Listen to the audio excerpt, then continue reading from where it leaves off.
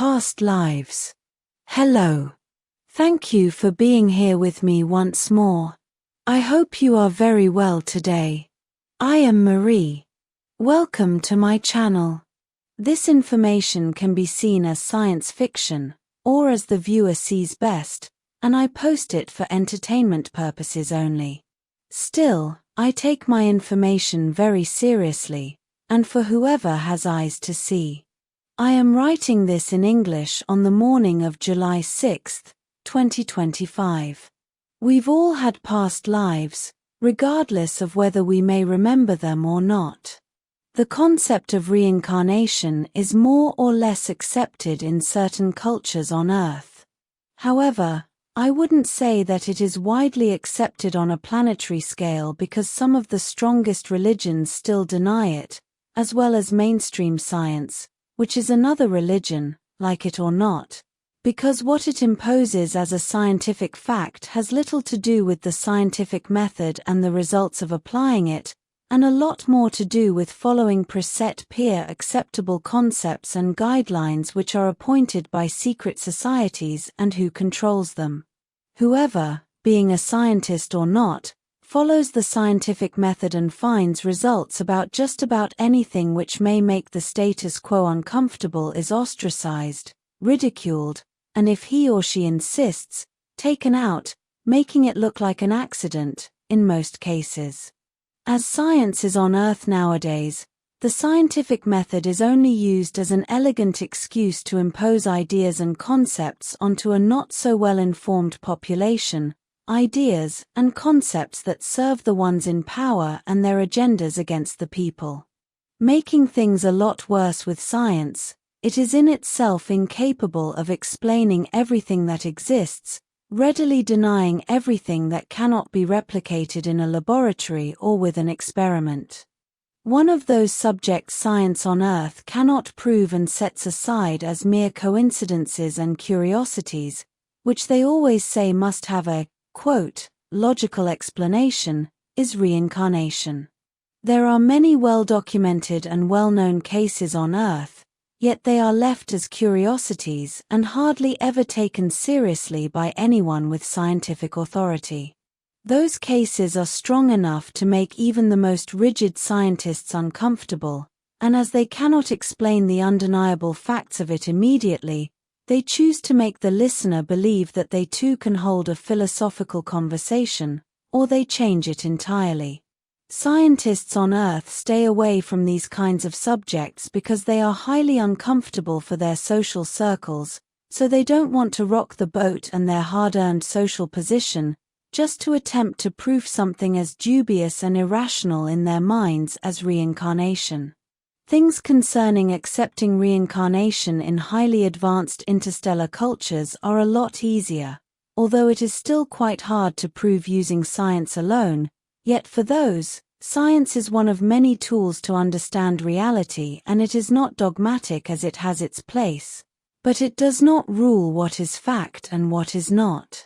The biggest reason why reincarnation is so well accepted in all those interstellar cultures is because of the simple fact that most people, not all, do remember at least one past life to a good degree, and many remember several ones.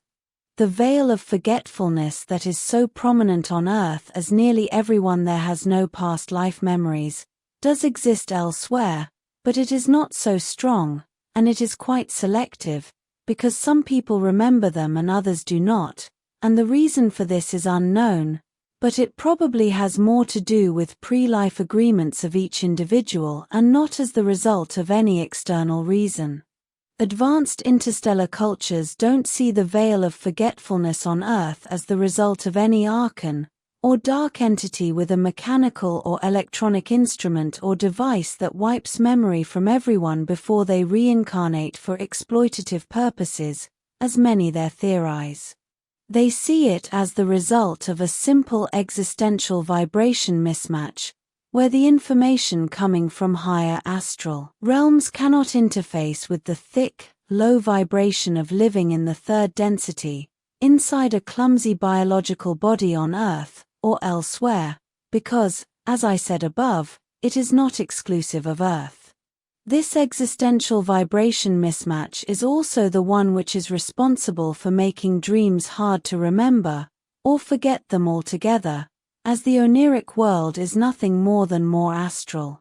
What I do see quite possible is that the powers that be on Earth, together with the dark lower astral entities that they worship, do their best to keep the vibration of the planet as low as possible to be able to access and influence the population from the lower astral for exploitative purposes, and also because they know that maintaining a population with a very low frequency and vibration will also prevent them from accessing their past life memories, as well as preventing them from developing a healthy spiritual evolution. In simpler words, keeping the population in a low thought and existential vibration is the mechanism with which those exploitative entities cause the veil of forgetfulness that is so marked on Earth. But the veil of forgetfulness is very shallow even on Earth, because the memory erasure is only illusory, and only goes as deep as the conscious mind. The memory of past lives is there, it is not erased. Past life memories are simply inaccessible to the conscious mind of most people. This means that at a subconscious and unconscious level, past life memories are defining who you are today, the things you like and dislike, your reactions to situations, your interests in life and your frustration when you do not do them, and so on. Those past life memories and who you were before define your current personality. They define who you are today as much as what you lived and the actions you made in the days before today, in this present life. It is said that a cat or a dog is born knowing how to be a cat or a dog, while humans must learn everything from scratch. In my opinion, dogs and cats as well as any other animal must also learn how to be a member of their species. The only thing is that by comparison, and from our biased point of view, we perceive our identities as Lyrian humans to be far more complex than the one of most animals or pets. Our social cultural rules are very complex and harder to learn for our young ones than those of most other animal species. But note that in the case of other non-Lyrian human interstellar species like the Urmah, who are cats, that complex social learning is also present, and it is just as hard and long for their cubs as it is for human Lyrian children. But even if the learning process for our children and our cubs is hard and long, it is in no way starting completely from scratch, as it is more of a process of remembering and of unconsciously sorting out what we have all learnt in past lives and how all that can be used in this present one.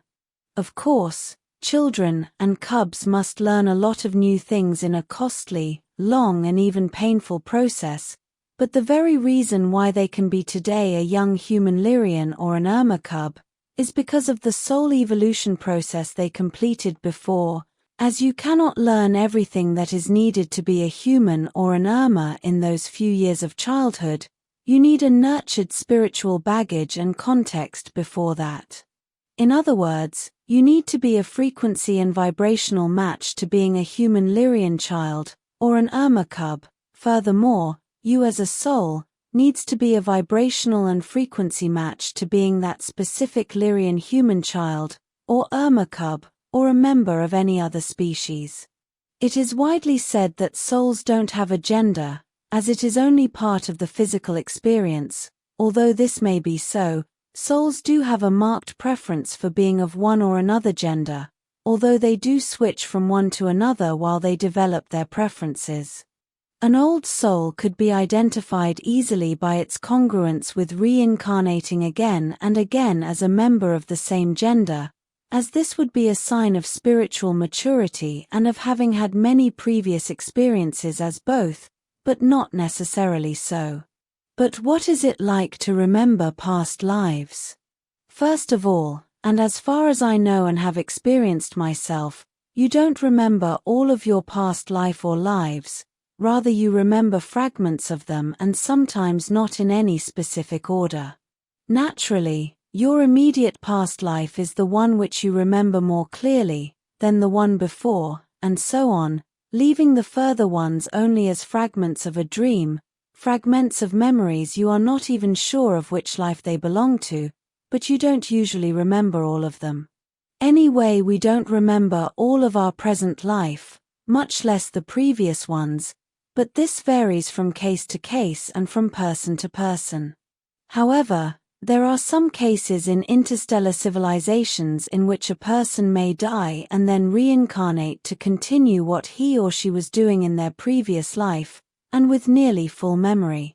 Some people remember what it is like to be in between lives, and they say it is very much like the dream world, where things are manifested immediately, and also tend to metamorphose easily, where one thing may become another as it simply reflects the vibration of what the soul is thinking or feeling, as everything there does there as well. What a soul experiences is always a direct reflection of its frequency and vibration. That is why it is said that we manifest our own lives and that what we see as our outside world is only a reflection of who we are internally, and this goes for the material world as well, only all manifestations are slower there. Reincarnation is another case where advanced interstellar civilizations know a lot more than what is known on Earth, yet not everything is acknowledged, and many mysteries remain, especially the most important ones. And once more, if someone claims to know all about these kinds of subjects, either they are lying, or they have an agenda.